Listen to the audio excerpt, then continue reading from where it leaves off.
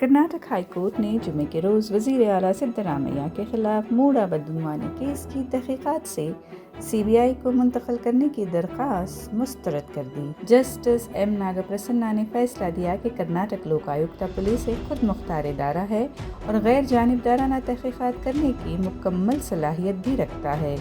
ये दरख्वास्त समाजी कारकुन स्नेहा माई कृष्णा ने दायर की थी। इल्ज़ाम है कि सिद्धरामैया की अहलिया पार्वती को मूड़ा से गैर मामूली मुआवजा मिला जो उनके भाई मल्लिकार्जुन स्वामी ने उन्हें तोहफे में दी थी। दरअसल ये ज़मीन पहले हुकूमत ने हासिल की थी और बाद में इसे डीनोटिफाई कर दिया गया, मगर मूड़ा ने इसे निजी मिल्कियत होने के बावजूद डेवलप किया।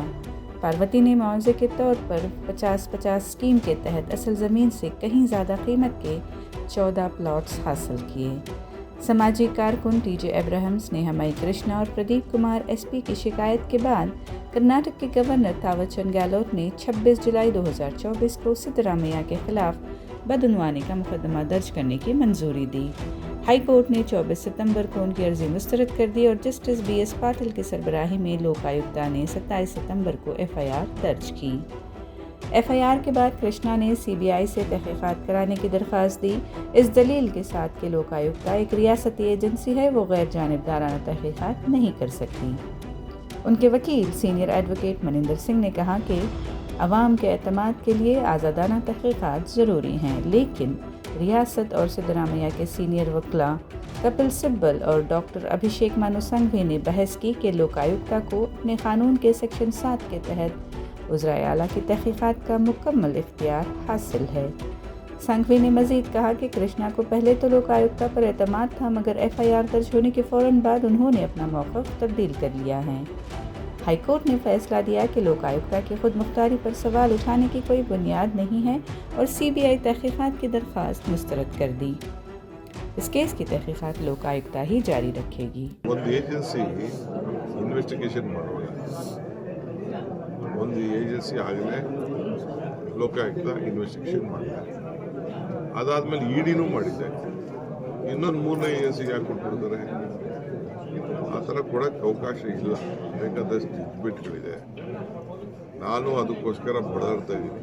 ನನ್ನ ಮೇಲೆ ಆ ರೀತಿ ಹಾಕಿರೋ ಕೇಸ್ಗಳನ್ನ ನೀವು ಹಾಕಿದ್ದು ಸರಿ ಇಲ್ಲ ಅಂತೇಳಿ ನಾನು ಕೋರ್ಟಲ್ಲಿ, ಸುಪ್ರೀಂ ಕೋರ್ಟಲ್ಲೂ ಕೇಸ್ ಹಾಕಿದ್ದೀನಿ.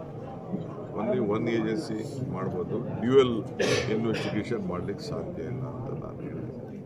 ನನಗಿರೋ ಅನುಭವ, ನಾನೇನಂತ ಲಾಯರ್ ಅಲ್ಲ, ನಾನೇನು ಜಡ್ಜ್ ಅಲ್ಲ.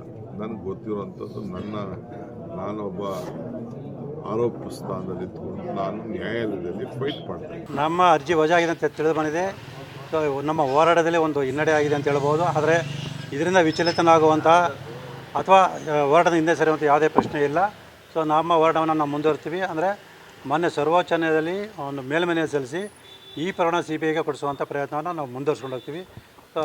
ಇದು ಏನು ಮಾನ್ಯ ನ್ಯಾಯಾಲಯ ಇವತ್ತು ತೀರ್ಪು ನೀಡಿದೆ, ಆ ತೀರ್ಪಿನಲ್ಲಿ ಯಾವ ಅಂಶಗಳನ್ನು ಪರಿಗಣಿಸಿ ನಮ್ಮ ಅರ್ಜಿಯನ್ನು ತಿರಸ್ಕಾರ ಮಾಡಿದೆ ಅನ್ನೋದನ್ನು ಪರಿಗಣಿಸಿ ಆ ಅಂಶಗಳಿಗೆ ನಾವು ಏನು ಉತ್ತರವನ್ನು ಕೊಡ್ಬೋದು ಮತ್ತು ಅದಕ್ಕೆ ಪೂರಕವಾಗಿ ಏನು ದಾಖಲೆಯನ್ನು ಕೊಡ್ಬೋದು ಅನ್ನೋದ್ರ ಬಗ್ಗೆ ನಮ್ಮ ವಕೀಲರ ಜೊತೆ ಚರ್ಚೆ ಮಾಡಿ ಕೂಡಲೇ ಈ ಪ್ರಕರಣವನ್ನು CBI ಕೊಡಿ ಅಂತೇಳಿ ಮತ್ತು ಈ ಒಂದು ತೀರ್ಪನ್ನು ಪ್ರಶ್ನಿಸಿ ನಾವು ಮಾನ್ಯ ಸರ್ವೋಚ್ಚ ನ್ಯಾಯಾಲಯಕ್ಕೆ ಅರ್ಜಿಯನ್ನು ಸಲ್ಲಿಸ್ತೀವಿ.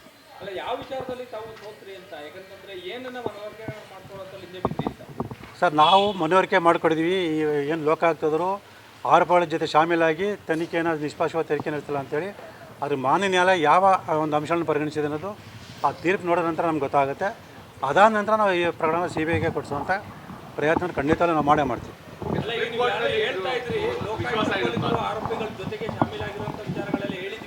ಹೌದು ಸರ್. ಅದೇ ಸರ್, ಆ ಅಂಶಗಳನ್ನು ಮಾನ್ಯ ನ್ಯಾಯಾಲಯ ಪರಿಗಣಿಸಿದೆ ಇಲ್ಲೋ ಅನ್ನೋದನ್ನು ನಾವು ತೀರ್ಪನ್ನು ಓದಿದ ನಂತರ ಗೊತ್ತಾಗುತ್ತೆ.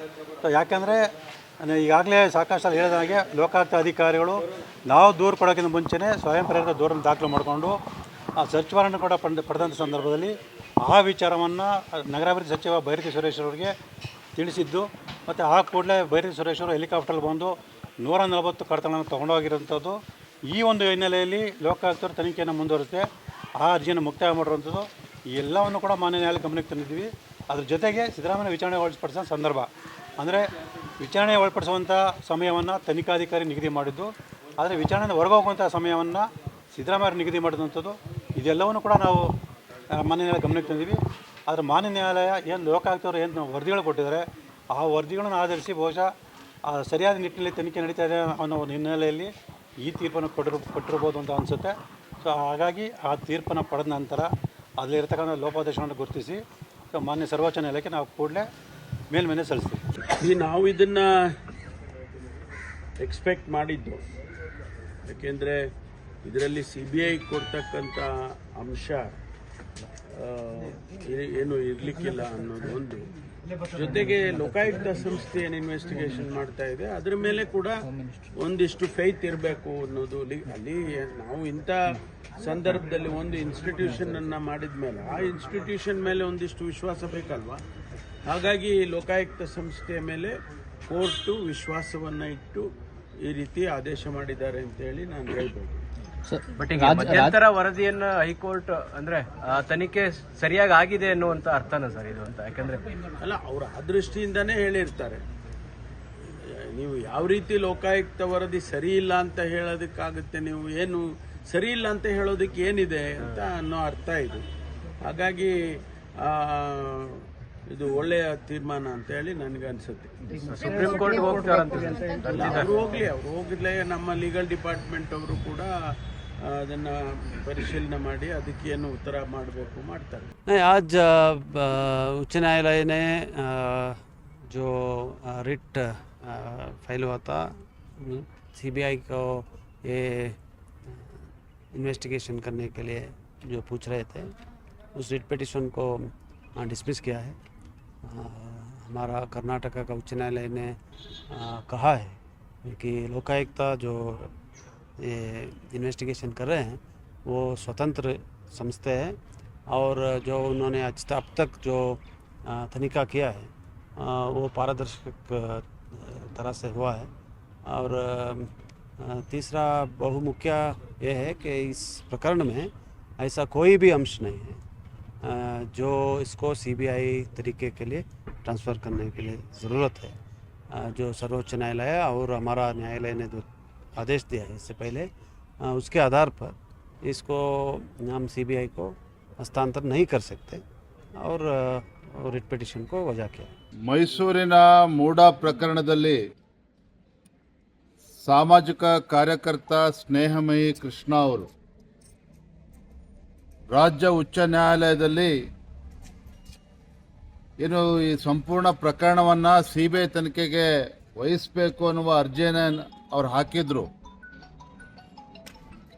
ಆ ಅರ್ಜಿಯನ್ನು ಮಾನ್ಯ ರಾಜ್ಯ ಉಚ್ಚ ನ್ಯಾಯಾಲಯ ತಿರಸ್ಕರಿಸಿದ್ದಾರೆ. CBI ತನಿಖೆ ಕೋರಿರ್ತಕ್ಕಂಥ ಅರ್ಜಿಯನ್ನು ತಿರಸ್ಕರಿಸಿದ್ದಾರೆ. ಅದರ ಅರ್ಥ ಮುಖ್ಯಮಂತ್ರಿ ಸಿದ್ದರಾಮಯ್ಯನವರು ನಿರಪರಾಧಿ ಅಂತ ಹೈಕೋರ್ಟ್ ಹೇಳಿಲ್ಲ. ಸಿದ್ದರಾಮಯ್ಯನವರು ಮೂಡ ಪ್ರಕರಣದಲ್ಲಿ ಅವ್ರ ಮೇಲೆ ಆರೋಪ ಏನು ಬಂದಿದೆ, ಆರೋಪ ಮುಕ್ತರನ್ನಾಗೇನು ಹೈಕೋರ್ಟ್ ಮಾಡಿಲ್ಲ. CBI ತನಿಖೆ ಕೊಡೋದಿಲ್ಲ ಅನ್ನೋ ಮಾತನ್ನು ಅನ್ನುವ ತೀರ್ಪನ್ನು ರಾಜ್ಯ ಉಚ್ಚ ನ್ಯಾಯಾಲಯ ಹೇಳಿರ್ತಕ್ಕಂಥದ್ದು. ಭಾರತೀಯ ಜನತಾ ಪಾರ್ಟಿ ನಾವೇನು ಹೋರಾಟವನ್ನು ಕೈಗೊಂಡಿದ್ವಿ, ಬೆಂಗಳೂರಿಂದ ಮೈಸೂರಿಗೆ ಪಾದಯಾತ್ರೆ ಮಾಡಿ ಮುಖ್ಯಮಂತ್ರಿಗಳು ಕುಟುಂಬ ಏನು ಸಿಲುಕಾಕೊಂಡಿತ್ತು ಮೈಸೂರಿನ ಮೂಡ ಹಗರಣದಲ್ಲಿ, ಆ ಹೋರಾಟಕ್ಕೂ ಕೂಡ ನಮಗೇನು ಹಿನ್ನಡೆ ಆಗಿಲ್ಲ. ಲೋಕಾಯುಕ್ತದಲ್ಲಿ ತನಿಖೆ ನಡೀತಾ ಇದೆ, ಇಡಿನೂ ಕೂಡ ತನಿಖೆ ನಡೆಸ್ತಾ ಇದ್ದಾರೆ. ಮುಂದೆ ಏನಾಗ್ತದೆ ಕಾದು ನೋಡೋಣ. ಸರ್, ಅದು ಹಿನ್ನಡೆ ಆಗಿದೆ ಅನ್ನೋಂಥದ್ದೇ ಚರ್ಚೆ. CBI ಕೊಡದೇ ಇರೋಂಥದ್ದೇ ಹಿನ್ನಡೆ ಅನ್ನುವಂಥದ್ದು. ನನ್ನ ಪ್ರಶ್ನೆ ನೀವು ಉತ್ತರ ಕೊಡಿ. ರಾಜ್ಯ ಉಚ್ಚ ನ್ಯಾಯಾಲಯ ಮುಖ್ಯಮಂತ್ರಿಗಳು ಅಥವಾ ಮುಖ್ಯಮಂತ್ರಿಗಳ ಕುಟುಂಬ ನಿರಪರಾಧಿ ಅಂತ ಹೇಳಿದೆ ಆ ತೀರ್ಪಿನಲ್ಲಿ. So then there ends the matter. When High Court has clearly said, when High Court has clearly indicated that they are not going to entertain the petition that was filed by Snehamayi Krishna seeking the entire investigation for CBI. At the same time, High Court has not given clean chit for Chief Minister family.